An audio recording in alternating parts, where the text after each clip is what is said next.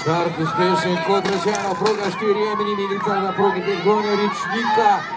Zaenkrat Emilij Milica z pol koraka, bi lahko rekli, prednosti. In mislim, da tudi kot prva preko ciljne črte teka na 100 metrov z ovirami.